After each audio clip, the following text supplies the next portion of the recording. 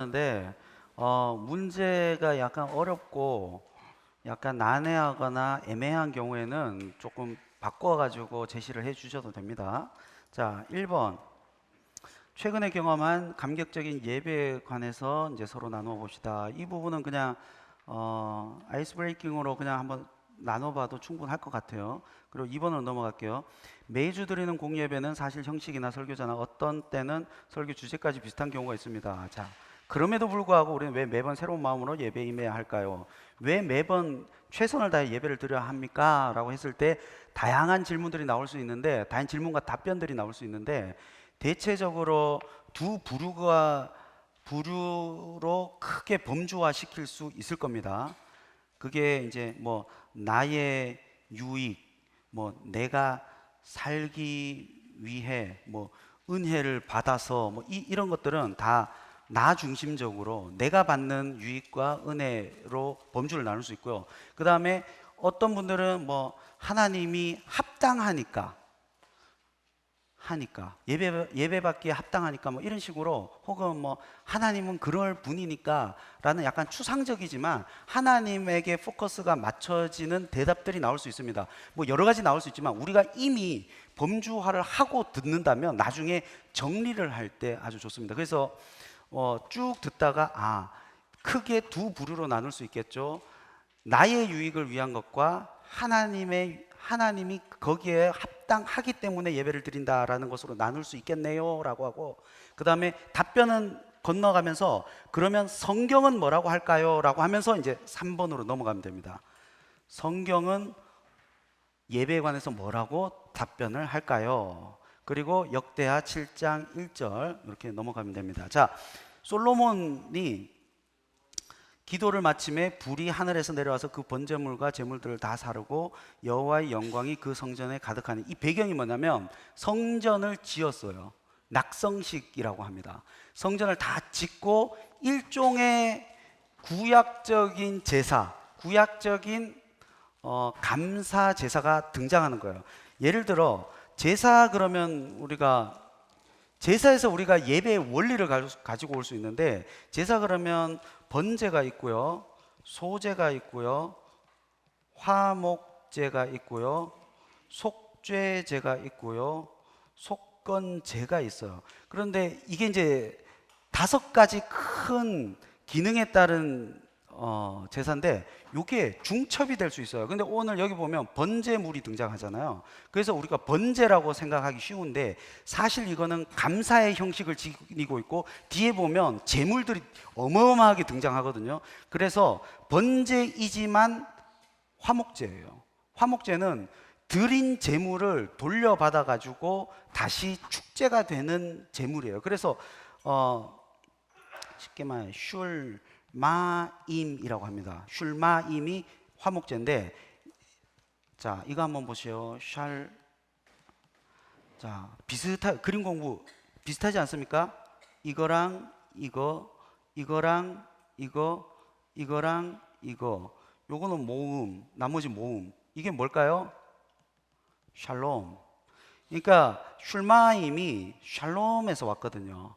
평강, 평화, 안식, 안녕, 여기에서 들어온 거기 때문에 화목 제물은 평화와 안식에 대한 감사에 대한 반응으로 드리는 제사입니다. 그래서 지금 솔로몬이 이렇게 드리고 있는 요 제사가 지금 뭐냐면 감사제라는 거예요. 화목제라는 거예요. 화목제. 자, 그거를 이제 염두에 두시고 한번 넘어가 볼게요. 자, 그러면 요 감사제를 우리가 지금 예배로 지금 차용을 하고 있습니다. 여기에서 예배 원리를 따고 있는 거예요. 자, 솔로몬이 예배 중, 자, 이제 어떻게 보면 제사 중이죠. 예배 중 경험한 불은 어떤 의미가 있는지 다음 질문을 통해서 알아봅시다. 본문은 똑같아요. 솔로몬이 기도를 마침에 불이 하늘에서 내려와 그 번제물과 제물들을 사르고 여호와 영광이 그 성전에 가득하니. 자, 솔로몬이 무엇을 마쳤을 때 하늘에서 불이 내려왔다고 했죠? 그렇죠. 기도. 자, 불이 내려왔다라고 하죠. 이게 불은 누구 역할일까요? 제사에서. 잘 보세요. 그 파란 걸로 할게요. 제사가 예를 들어 여기 보면 잠깐만요. 여기 보면 소제는 곡식으로 드리는 거예요. 소제를 제외하고 번제, 화목제, 속죄제, 속건제. 속죄제는 죄를 속하는 제사고요. 속건제는 배상, 물건에 대한 건데 소제를 제외하고는 다 똑같은 원리의 제사의 공통 원리가 있습니다. 그게 뭐냐면 제사인, 이제 제사 드리는 사람, 죄 지은 사람, 혹은 제물을 준비한 사람, 예배자죠. 어떻게 보면 제사인이 뭘 준비하죠? 제물을 준비를 해요. 그러면 제사인이 또 뭘 할까요? 그 제물에 안수를 해요. 그러면 제사인이 도축을 합니다. 도축은 뭐예요? 죽이고 가죽을 벗기는 작업까지. 그러니까 가죽은 절대 안 태워요. 가죽은 제사장 거예요. 그래서 딱 가죽을 벗기는 작업까지. 가죽을 벗김. 그러면 여기서부터 제사 인장 나가거든요. 제사장이 뭘 하느냐? 도축을 하고 나면 피가 나오죠. 이 피를 성소에 바르거나 뿌려요. 그러면 제사인이 각을 뜹니다. 각은 뭐예요? 아까 가죽 벗긴 거 있죠? 그거를 부위별로 다 자르는 거예요. 여기는 안창살, 여기는 치맛살, 막 이렇게 딱. 전 그거 2개밖에 모르는데 하여튼 막 각을 떠요. 그래가지고 부위별로 막 자른다는 거예요. 그러면 제사장이 뭘 할까요? 그 고기를 가지고 제단에 올려 놓아요. 그러면 제사인이 예배드리는 사람이 밑에서 뭐 하냐? 피투성이죠. 그거를 세척을 해요. 세척. 그러니까 내장 뭐 해가지고 다 그쪽에 밑에서 세척을 합니다. 그러면 마지막에 제사장이 뭘 하느냐? 불을 탁 지피는 거죠. 그러면 탁 하면 연기가 올라가요. 그래서 연기가 올라간다라고 해가지고 히브리어로 올라 이게 뭐예요? 번제 올라, 알라 올라가다라는 그 동사에서 온 거예요. 자, 그래서 이게 소제를 제외하고 똑같은 원리가 다 적용되거든요. 근데 여기 한번 보세요. 예배의 원리, 제사에서 한번 뽑아볼게요.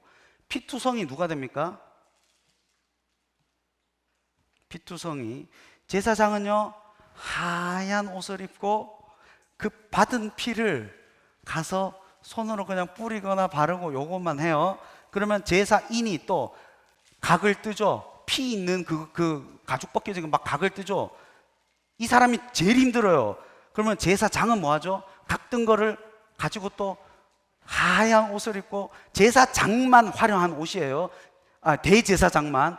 나머지 제사장은 그냥 하얀 옷이에요. 하얀 옷을 입고 위에 번제단으로 올라가서 고기를 올려놔요. 그 밑에서 또 그 피투성이 된 거를 세척하는 사람 또 누구예요? 제사인이죠. 그럼 제사장이 불을 딱. 그러면 가장 힘든 사람은 누구예요?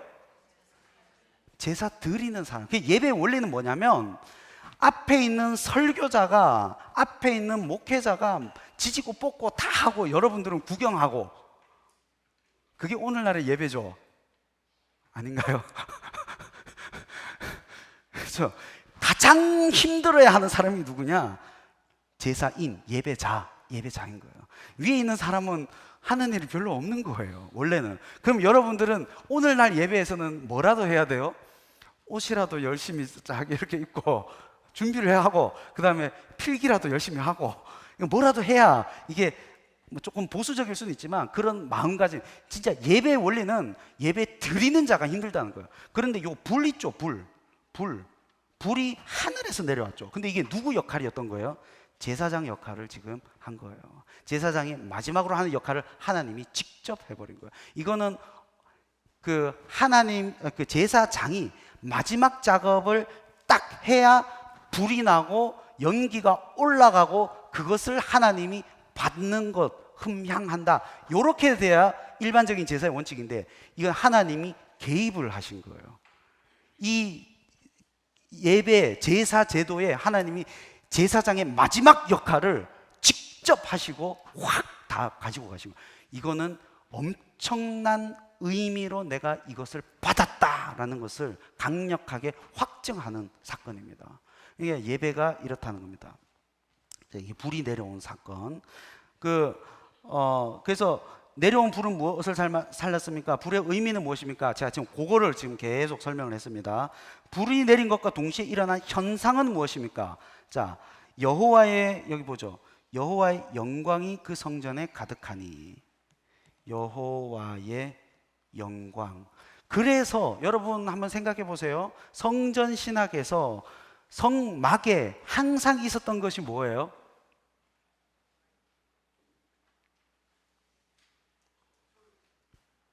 그렇죠. 불. 또 성막 위에 모세, 구름. 구름이 왜 있을까요? 시내산에 또 뭐 있죠? 구름. 이거는 레위기 계속 말했죠. 정결법에 의하면 거룩과 부정은 만나면 부정이 죽어요. 그걸 가리는 역할을 뭐가 하느냐? 구름이 하는 거예요. 그것은 하나님이 여기 왔다라는 공포적 사인이에요. 하나님 여기 있다. 그래서 구름이 있으면 이스라엘 백성들은 안심하는 거예요. 왜냐? 하나님의 영광을 구름이 가렸다라고 생각하기 때문에 우리가 죽지는 않겠구나 라고 생각을 하는 거예요. 근데 그 구름마저도 없이 영광이 임해버리면 이사야가 고백한 것은 오라 나는 죽었구나. 부정한 입술인 나는 죽었구나. 그때 수치를 갖다가 딱 대니까 네 죄가 사해졌다. 그리고 살아나는 것처럼 똑같은 겁니다. 구름이 그러한 의미가 있습니다. 그리고 시내산에서 내려왔을 때 모세가 덮었죠. 똑같은 것입니다. 구름을 상징하고 있습니다. 자, 그래서 하나님의 영광과 임재가 가득했다라는 것. 그래서 이게 예배에서는 우리 예배자의 엄청난 헌신이 들어가야 되고요. 하나님의 영광과 임재가 합쳐지는 놀라운 사건이 이게 바로 예배라는 겁니다. 자, 그다음에 엘리야도 솔로몬과 비슷한 불체험을 했죠. 엘리야가 어떤 기도를 드리며 하나님께 예배를 드렸습니까? 라고 했죠. 여기에서는 엘리야도 똑같습니다. 엘리야는 하늘에서 내려오는 불 이걸 많이 경험을 했죠. 근데 여기 한번 보세요. 저녁 소재 들을 때에 이르러 선지자 엘리야가 나아가 이르되 아브라함과 이삭과 이스라엘의 하나님 여호와께서 이스라엘 중에서 하나님이신 것과 내가 주의 종인 것과 내가 주의 말씀대로 이 모든 것을 행하는 것을 오늘 알게 하소서. 불 내리기 전에 이렇게 기도하죠. 그런데 그 기도 시간을 뭐라고 합니까? 소재 드릴 때에. 이것도 진짜 기가 막힙니다. 엘리야가 지금 계속 누구랑 같이 있었죠? 과부, 연약한 자들 근처에 있었어요. 소재는 뭐죠? 곡식으로 드리는 제사죠. 거기에다가 언약을 상징하는 소금을 뿌리죠. 그리고 그러니까 부패를 상징하는 누룩과 꿀은 들어가면 안 되는 거고, 그다음에 향료를 뿌리면 금상첨화고, 이거 선택사항은 아니고. 그런데 효과는 어때요? 소재나 소를 드리는 것이나 똑같다는 거예요. 이게 참 기가 막힌 이 하나님의 이 제사 제도입니다. 자, 그래서 엘리야는 하나님이 하나님 되신 것, 요거를 이제 일단 구했고, 내가 종된 것, 내가 하나님 앞에 행하는 것, 예배의 원리들을 지금 여기서 설명을 하고 있습니다. 자, 그 다음에 물론 반대되는 경우도 있습니다. 6번. 다음 말씀을 통해서 하나님께서 받지 않으시고 오히려 진노하시는 예배가 어떤 예배인지 한번 알아봅시다. 레위기 10장 1절에서 2절. 레위기 10장은 제사장 규정이에요. 제사장 규정인데, 아론의 아들 나답과 아비후가 각기 향로를 가져다가 여호와께 명령하지 아니하신 다른 불을 담아 여호와 앞에서 분향하였더니 불이 여호와 앞에서 나와 그들을 삼키매 그들이 여호와 앞에서 죽은지라. 자, 보세요. 제사 제도에서 죽어 나가는 것을 계속 보거든요. 죽어 나가는. 자, 요 하나만 설명할게요. 우리는 거룩한 것, 부정한 것, 이렇게 두 이분법을 가지고 있습니다. 레위기의 정결법, 레위기가 가지고 있는 그 세계관이 있어요. 그게 성경 전체를 관통하는데, 거룩이 있고요, 속한 것이 있어요. 속된 것. 그러면 이 속한 것은 중립이에요. 속한 것은 뭐냐?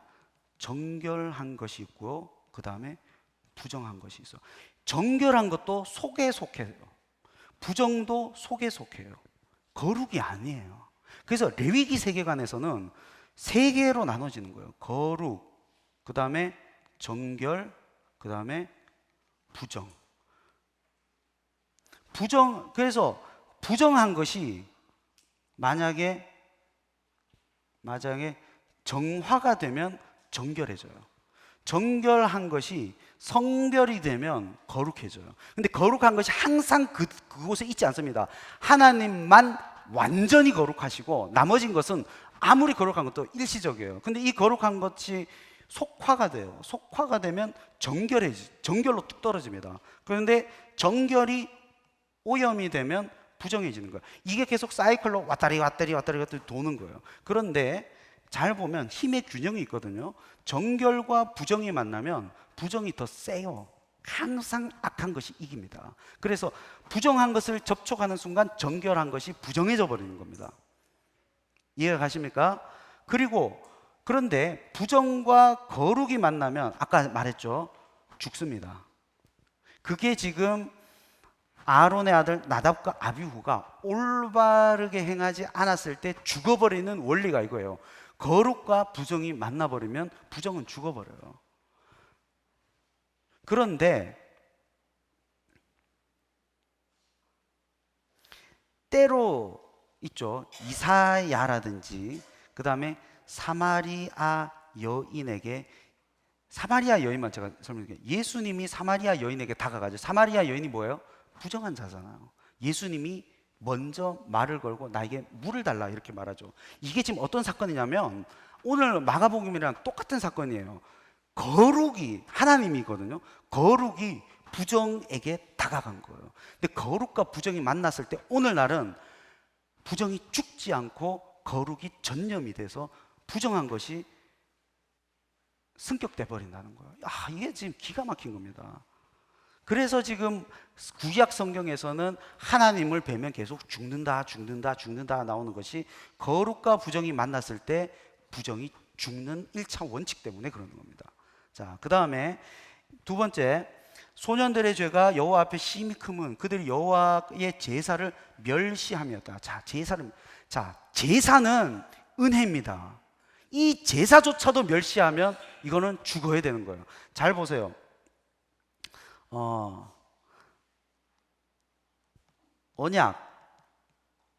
언약이 뭐냐면 하나님과 이스라엘 백성 사이에, 이게 구원이에요.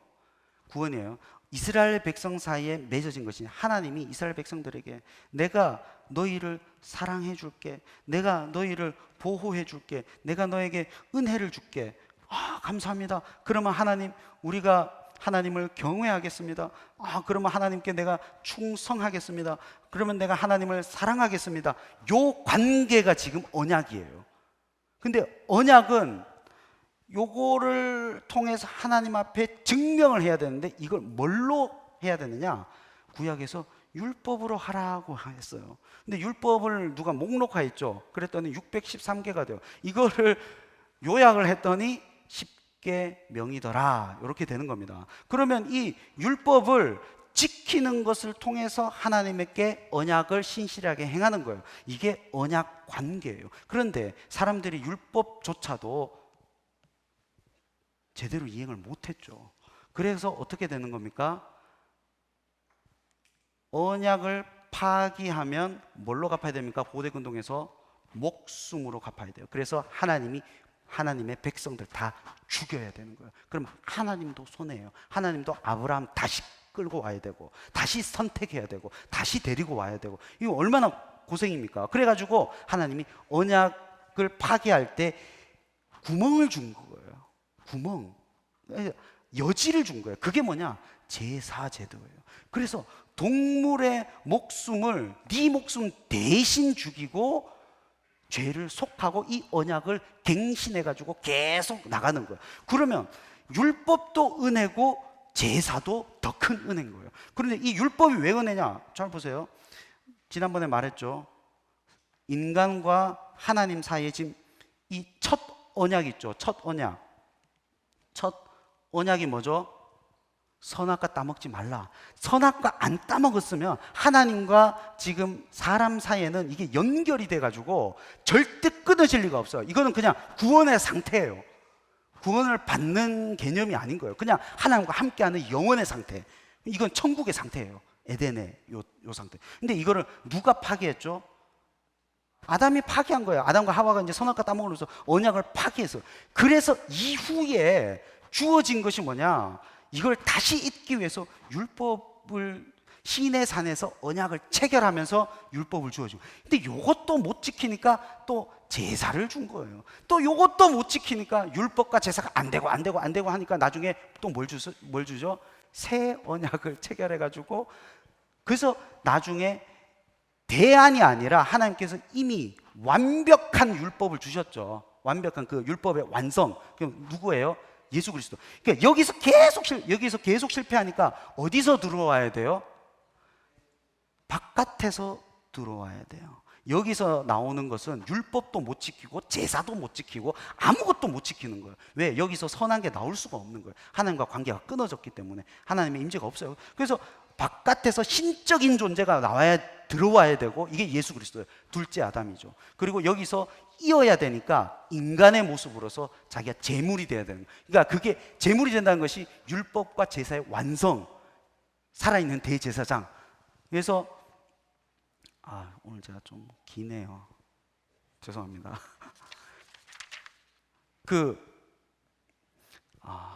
요거만 할게요. A, B, X, B 다시 A 다시.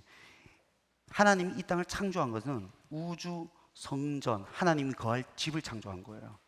그런데 지상 성전으로 넘어가죠. 이게 모세 성막, 솔로몬 성전, 제2성전. 참 성전이 누구죠? 예수님. 또 지상 성전이 누구죠? 교회와 신자. 그리고 우주 성전의 완성이 어디죠? 계시록 21장에서 22장. 그래서 성경 전체가 뭘 말하냐면 성전을 말하고 싶은 거예요. 예수님이 참 성전이다. 그래서 여기 실제로, 이거 어디 갔지? 여기 실제로 들어와 가지고 자기가 대제사장이자 살아있는 성전으로 자기를 죽여서, 속죄 메커니즘에 의해서 자기를 죽여서 성소를 깨끗해, 자기가 성소예요. 성소를 깨끗하게 해서 믿음으로 언약이 체결된 하나님의 백성들을 깨끗게 해버리는 거예요. 이게 바로 예수 그리스도가 구원을 완성시킨 거예요. 이 안에서는 선한 게 나올 수 있어요. 그래서 결국 뭘 말하고 싶냐면, 언약에서, 이게 언약이죠. 언약에서 언약을 파기했을 때 주어진 은혜가 1차적으로 율법이고, 이 율법도 못 지키는 사람에게 주어진 두 번째 은혜가 제사라는 거예요. 근데 이거를 지금 뭐라 하는 거죠? 멸시하잖아요. 그러니 당연히 이건 최악인 거예요. 그래서 하나님의 진노를 사고 결국 인간의 현 상황을 보여주는 거예요. 자, 그러면 7번. 자, 예배에 중요한 순서들이 있습니다. 제가 빨리 할게요. 여기 무릎을 꿇고 하늘을 향하여 손을 펴. 이거는 기도를 말을 하고 있고요. 솔로몬이 지금 대표적으로 이 낙성식에서 큰 감사 예배에서 지금 기도를 하고 있고요. 예배 순서. 그 다음에 여호와를 찬양의 요소가 또 들어가고요. 그 다음에 여기 제물이 있죠. 제가 아까 슐마임이라고 했습니다.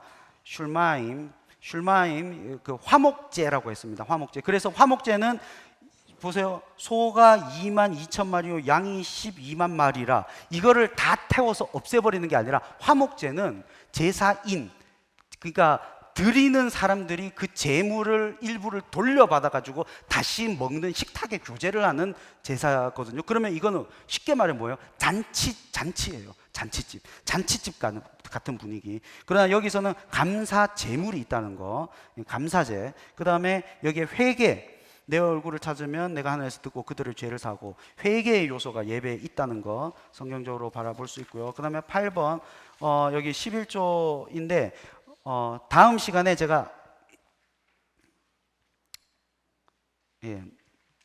말라기를 아니요, 그냥 끝냅시다.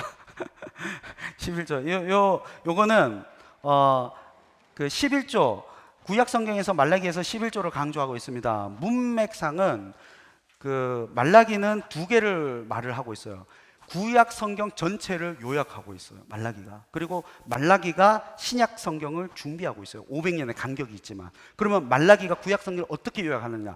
마음과 정성과 뜻과 힘을 다해 하나님을 사랑하라. 그리고 두 번째, 이웃을 사랑하라. 이것을 말라기가 말을 하고 있어요. 그리고 이게 쫙 넘어가서 그 마가복음, 그 말라기 마지막에 엘리야가 등장하거든요.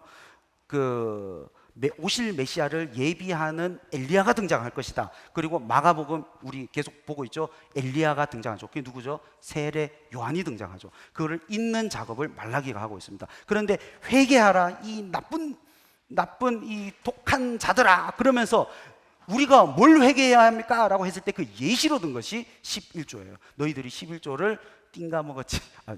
죄송합니다. 11조를 뭐 어떻게 해야 되죠? 좋은 말로? 좋은 말이 없죠.